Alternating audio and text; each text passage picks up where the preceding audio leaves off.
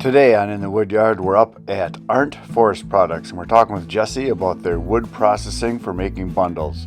We're in the wood yard today. We're going to look at their processor and how they make hundreds of thousands of bundles every year. Here we go. Out to here, all the way to the kilns, as high as my log truck would reach. Rows all the way down there. Oh, good. But I mean, we produce so much more when we can get into them swamps. Yeah, this was not a good winter for logging at all. No. So this what you got right here looks like you got ash and maple and how many acres do you have here? 5. 5 acres. And how much of it are you using? All of it or? Pretty much. Yeah. Pretty much. So you're selecting out the size stuff you want too, right? So I'll sell the real big, nasty pulpwood to the paper mill. Yeah.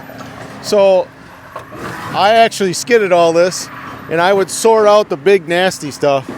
Right. Because that's ideal. Yeah, yeah. That's ideal. 8 to 10 inch bolts. Perfect. Yeah, that's beautiful stuff. Yeah, because you get the nasty stuff, it just slows you down. And the little stuff you can't make any production on. That's why people, they don't know that processors like good wood. Yeah, well, this will take any kind of wood.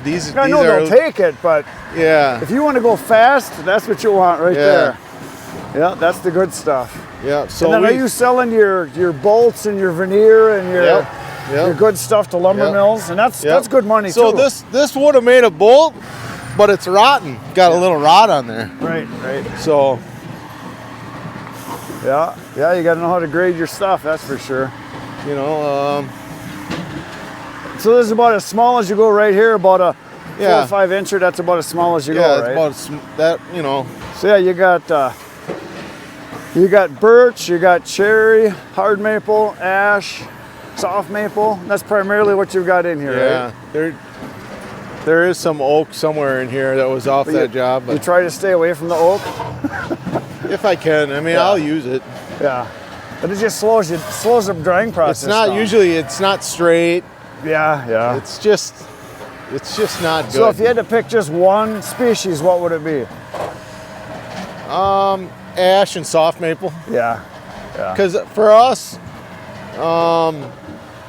the amount of weight that goes on a semi is crucial. Right. You start losing a couple pallets. Yeah. Because it's all oak. And it's kind of sad that ash is going away. It's going to happen. We'll cut every ash tree on every job. You should, because they're all going to be dead. You might as well. So how much you got sitting in inventory right here? Oh, we had about 20 semi-loads here for a while, but I mean, we've been using on it. So this pile right here, where this looks a little fresher. Yeah. I skidded that yesterday, and it got hauled in here yesterday. It looks like it. Looks fresh.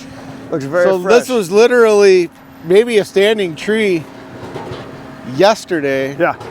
I skidded it up. My truck picked it up, and now it's almost gone already this morning. Right. You can see how fresh it is. Starts right so here. you got.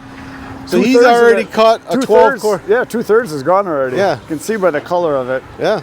So you could turn stuff around literally in 4 or 5 days, and it's on the floor. We could cut a tree on Monday, have it here Monday or Tuesday. It could be in the kiln. It could be in Chicago by Friday. Nice. And then you're dumping all your crap back there. So yeah, that's all the waste from our tumbler and the stuff that's produced inside. Yep. That's all right there. And then what happens with that? Does it turn to mulch eventually? Or a guy will come and they grind it up and it goes to biofuel. Oh, okay. And they don't give me anything. You just want it gone? Yeah. And that's just stuff that gets scraped up off the ground. Yeah. So every time we unload a truck, we end up... Yeah. Well, a lot of guys don't realize, like my brother was telling me in the wood yard, because he worked up at Fifield in the wood yard there, and they get a lot of stuff on the ground. He says, if you don't clean it up, everybody says, you could drive on that. No. It's like, it turns to mud, and it holds moisture. Yeah. It's the worst thing you can do, is leave the stuff on the ground. You gotta clean this off. Yep. And you could see where we keep cleaning it off, pushing it up there. Yep.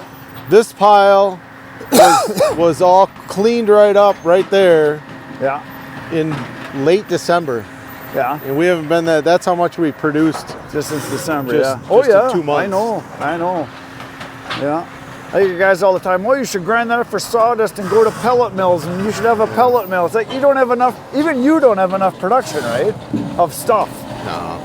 Yeah, it's just, it wouldn't pay. It's just better if it just goes away. Goes away. And then that's all of our, well, we Cookies. call them the cookies. Yeah, cookies, yeah. And that's, What do you do with those? got guys buy them. Buy it, yeah. Yeah, wood boiler guys. Yep. You give them a pretty good price on it. So just we by the sell load for or whatever. $30 a ton.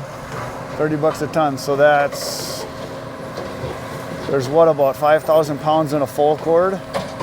So yeah, you're almost giving it away just to get rid of it. Yeah, I mean, but that pile will be 10 times that pile by September. Oh, I believe it, yeah. So you sell a lot of it in the fall for boiler guys. Yeah, nobody comes and gets it until it gets cold. Yeah.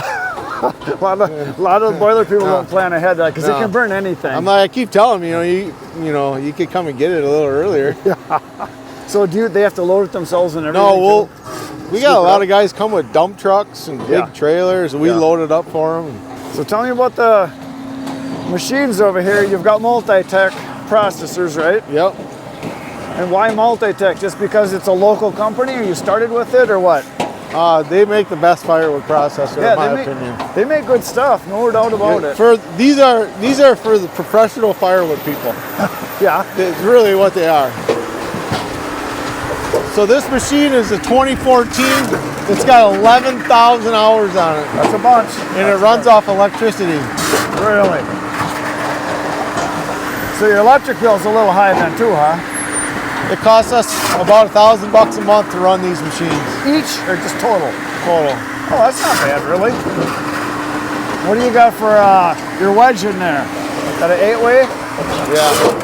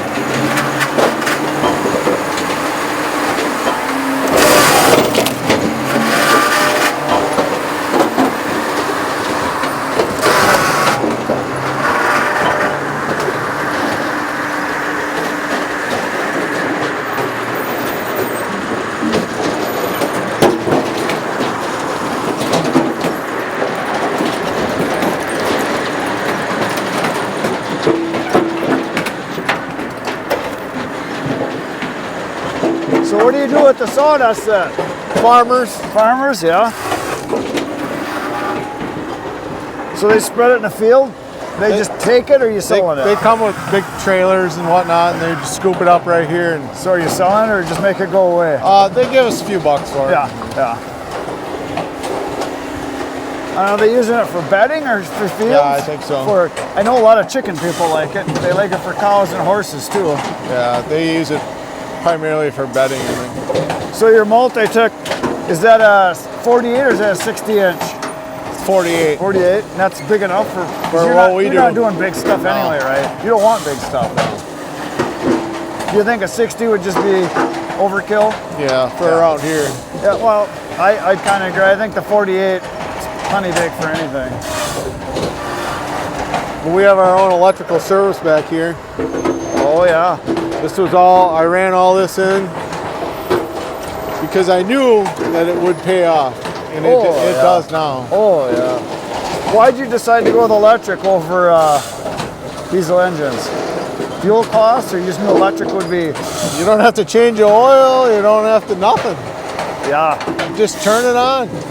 Yeah. You know, we're just dealing with hydraulic oil, running out of the pumps and stuff. Right. It's more efficient. Right. Makes sense. We'd probably be burning $1,000 a week in diesel fuel. Oh, yeah. So your cost to operate's way less. Way less. Like, would you say 50% less at least? More than that. More than that. Wow. Yeah, that's amazing. Yeah, and a lot of people don't know multi-tech is, the company's what, about an hour away from here? Yeah. If that. Prentice. Prentice. I knew it was a P. Yeah. But all the big firewood operations out east, they all run Multitex. Yeah. Yeah, they make good stuff, no doubt about it. So when we're real busy, we'll run both these. Right. That one's a little newer. That's a 2020. So how much can they go through in a day? A semi-load, 2 semi-loads? What's good about? Well, that semi-load was brought in there. He's gonna have that gone when it ain't hardly. What time is it? He's got 2 more ducks there. Oh, It's 8:43. 8:43. So he could do 3 semi-loads a day. He could easily probably do 2. 2 a day, yeah. And that's a semi-load is 12 full cords to 14 full cords, somewhere in there. 11 to 12. Cords, 11 to 12, yeah.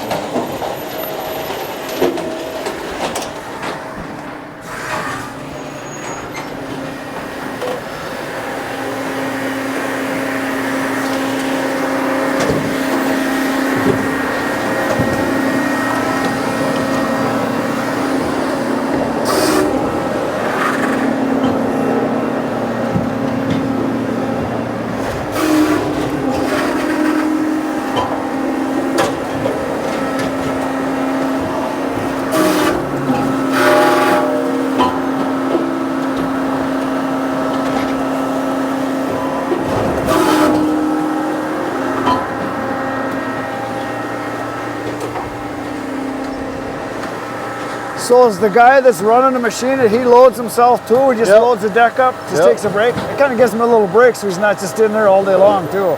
Yeah, he'll come out and load that thing full, or if we got to run, he'll fill that one too. And what I like about the claw up above is you can load multiple levels and pick the one you want, kind of, right? Oh yeah. Whereas if you don't ever have to fight a log. Right. So I've had 5 firewood processors. Really? And I had a couple of the chain trough ones, you know, that are pretty much traditional for all the machines. Yeah. This doesn't even compare. Yeah. I mean, he gets in that machine on the other side. There's no way you're coming over here and wrestling with a log to get it on that tray. Yeah, I like that. And then obviously you're on slabs here because you got to clean all this crap up, right? Yeah. That's a big job in itself, isn't it? Our next move is so that machine and this machine are built opposite of each other. Okay. And then that machine will get put just like that and feed into, they'll both be feeding into the orange conveyors. Okay. And they'll both be facing this way, just like this. So that other one doesn't have a tumbler, why is that? Well, we bought that in 2020 because we were so busy. That's just the way we had to do it. Just to get it up, get it running? Yeah. So our next move is to pour a big slab. Okay. Put a barn cleaner underneath both machines. So you can automatically clean. And then run it into a semi-trailer and then run that little short conveyor. There'll be 2 of those. Right. Feeding into those. So how long does your cleanup here take? Too much time, right? Not too bad because we welded up. See that right over there next to the fuel tank? That big beam? Oh yeah. So we welded that up so you can reach in there with the skid steer, pull it all out. So big arm. Big arm. Big arm. Yeah, nice. So this one laying in the ground, was that kicked out on purpose or it fell It out? might have just got goofed up and then it kicks it out. Yeah, that claw thing is awesome. Well, you know, and then he all the cookies, or he can cut like bad spots out of the logs. Right. So which like you just you know, did, yeah. So I mean, he cut a bad like that little log on the ground's got a little end on it there. Yeah. Well, he could just cut that off and kick it right into there. What do you think your amount of cookies is? It like 5%? You ever figured it out, or you don't even know? I don't know.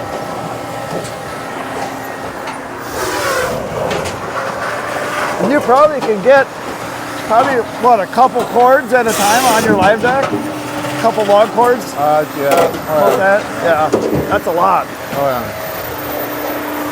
But he doesn't even have to open the window. I mean, that window opens if he's got a hook in there that he can, you know, move the wood around. He's so good at it that he can just, I mean, he hardly has to even open that window.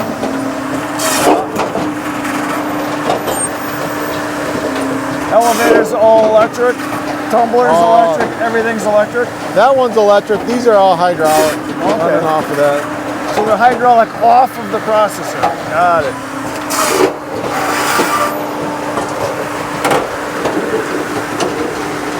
But these aren't cheap either. No. Yeah, a brand new one of these, you're talking almost a couple $100,000 now, right? So I bought this in 2014 with that conveyor, the tumbler, and that was $150,000. I bought that in 2020, and that was $135,000 with no conveyor. Right. And now it's $165,000 with no conveyor. Right, yeah, that makes sense. So to get this all put together with two machines, it'd be at over $400,000. Oh yeah.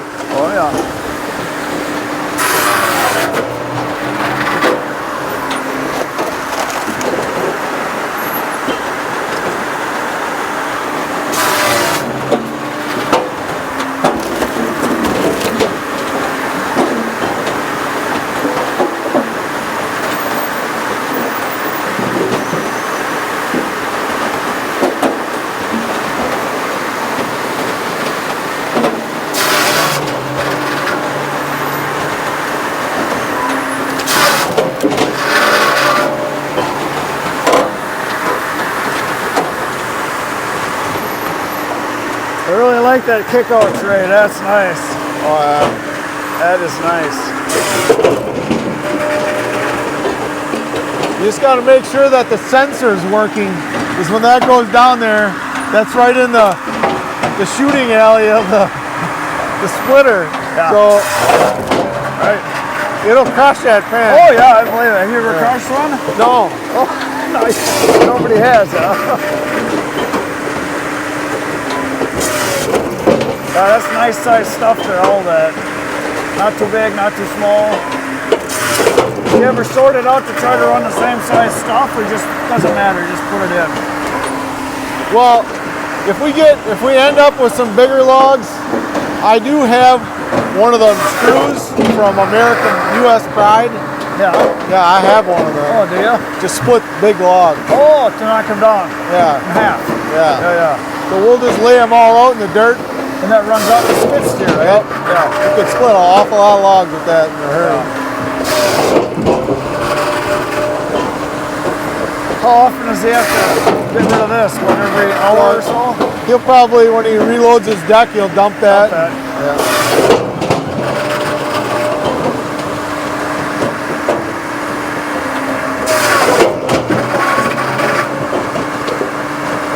I'm assuming that's a heated air-conditioned cab with tunes jamming and everything.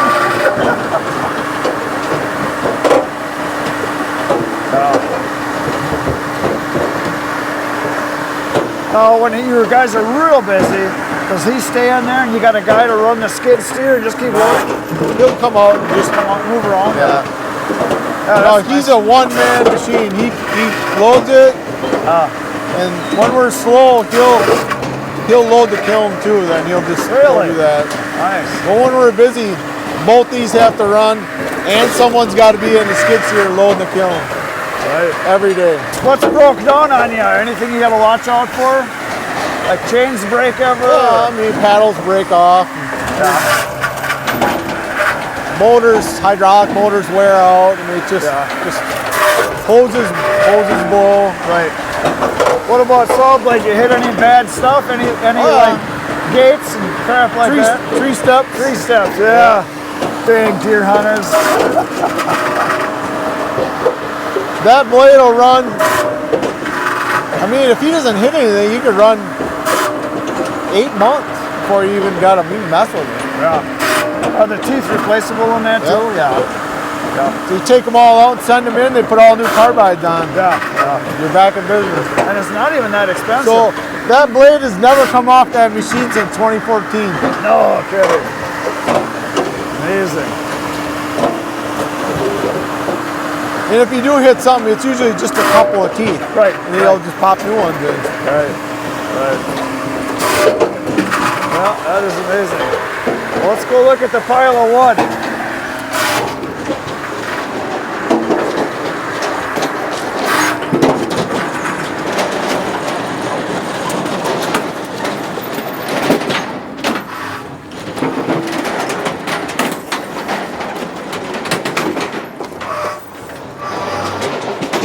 So this is just from this morning. This is a couple hours of running, right? Yeah, he starts about 5 o'clock. Oh, he's about 5, so he's been out here about 3 hours then, 3.5 hours. 3.5 hours, so in about 4 or 5 hours, he'll have a semi-load done. Oh yeah. Yeah. Oh yeah. And it's pretty nice size stuff too. I mean, yeah, you run the 8-way all the time, pretty much, right? Yeah, and the reason why you get nice stuff is running the right size. The right size wood, yeah. You start running them big. Yeah, you don't want to run monsters. You want the right size wood. Yep. Then we'll set our baskets out here. Yep. And then we just scoop them up, dump them in, run them over to the kiln. So you got a separate skid loader for that with a bucket on it, or you use the same one, just swap out? Yeah, any one of these three. Yeah.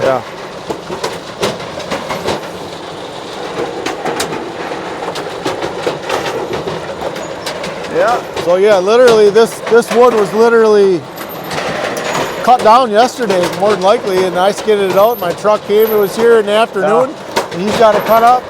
So to you, it doesn't matter if the wood's been sitting a while or if it's brand new, just get it in, get it done, get it cooking. Yep, it don't matter. Yeah. Very nice.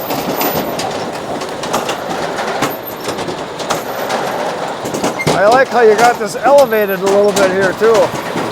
Yeah, it wouldn't be high enough. No. He'll hit that. We'll take that big beam and we'll push the pile down from outside. Oh yeah. Yeah, it'll hit that.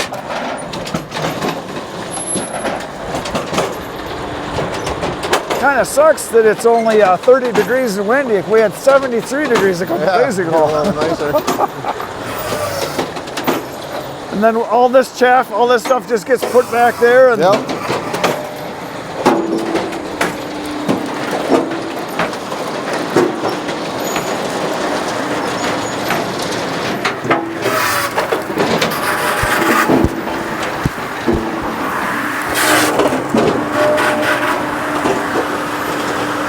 he's already down to 5 pieces. Yeah, he's moving right along.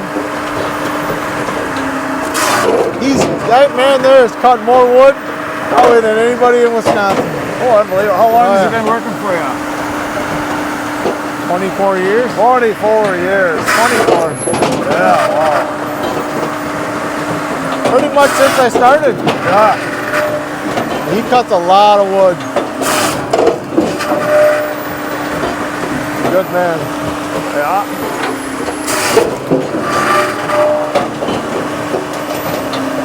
I mean, he's splitting and cutting at the same time. Yep. Yeah, I see that. That's what makes it fast. There's a kick out there, right? Yeah. So are these custom made or you buy these from someone? Well, they used to tip and all that. Yep. But then them all fell apart. So then we just welded it all put that plate on there, skid steer plate. Skid steer plate. Just go and dump it. So can you pick this up with the forks too? Just ram the forks right in the bottom tubes? Oh, you got to attach it? We just hook up with the skid steer plate. Yeah. And are you that's a Bobcat, right? Yeah. So are you a Bobcat guy or it don't really matter? It don't really matter, but the Bobcat dealer is a half a mile from here. There you go. Yeah. And they do real good work. So I notice your tires on this side are pretty good, but over here they're a little worn. Like it's just about done. They need some new ones. I think so. Well, the thing is this cement is what gets you. Oh yeah. Out in the gravel, it's no big deal. This is what gets you. You can see all the rubber wore off right here. We buy a lot of skid steer tires over here. Oh yeah, I believe it. Have you ever had a track one or no? No. I mean, it'd be nice to have one, but it just wouldn't be practical out here. Yeah. You know, we just destroy tracks. Yeah. Yeah, tracks are actually more expensive than wheels. These are just off-road forklifts for us. Yeah. Yeah.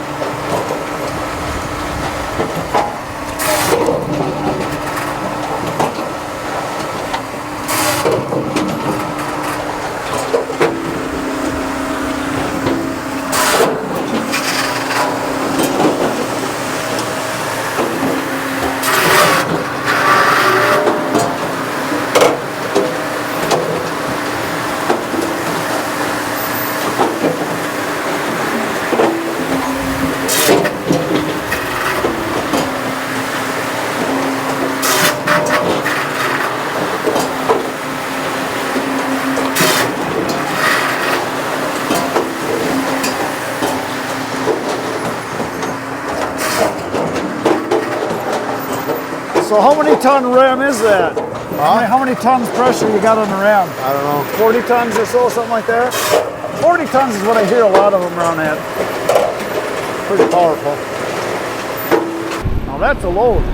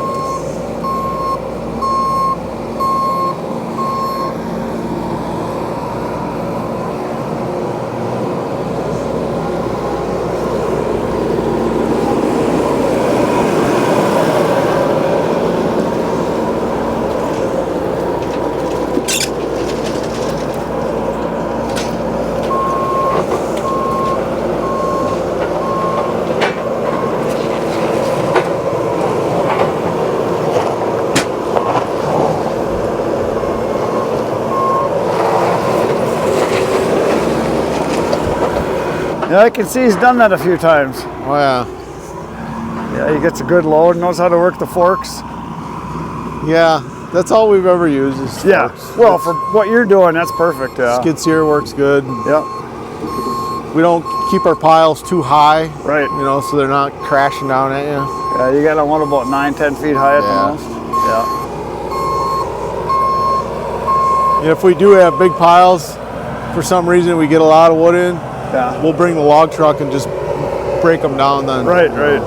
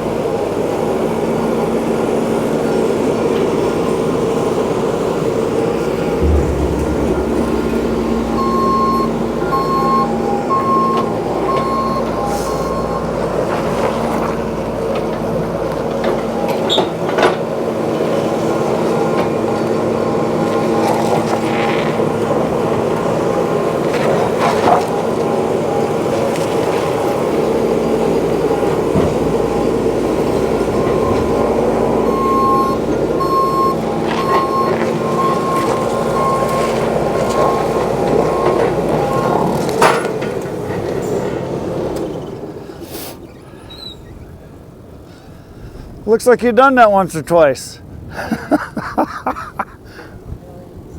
Millions of times, yeah. Yeah. It's nice. It's fun watching a guy that knows how to operate stuff. Because there are a lot of guys that don't, and I'm one of them. I'm pretty sure Jeremy's cut more wood than anybody in Wisconsin. Oh, yeah. Well, maybe the United States. How many? You said 20 some years? Oh, we've been working for me for quite a while. 17 years. Couple of truckloads a day.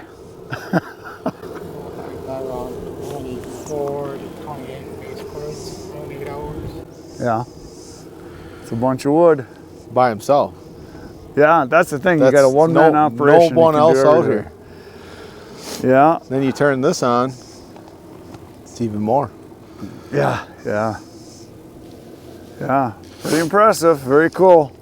That machine has cut so much wood that the beam that the splitter, moves on. Right. The ram. We wore it out. Yeah. We had to buy a whole new beam. Oh, I believe it. Because it went from like 1 1/4 inch thick to 3/4. Was it a half? It was on the half. And then the beam that the claw goes on, we had to replace the beam. Actually, we had to replace the whole entire claw because it wore out. Nice. How many hours are on it? 11,700 hours. I think it'll go 20. Oh, really? Yeah. Easy. I believe it. Yeah. They don't owe us anything. Yeah. If you can get a machine that you can make enough money on it to pay for itself and then just keep working for year after year after year after year, you can't beat that. That's the beauty of the kilns. Right. You can buy logging equipment and, that's got a shelf life. Yeah. You run it and it wears out. Even this stuff, skid steers, but the kilns will run long time. Hours a day, yeah. Yeah, nice. Well, there you go, folks. You got to see how they run the machines here for the processing part of it. Tomorrow morning, 5:30 a.m. Come on back. Good night, Irene.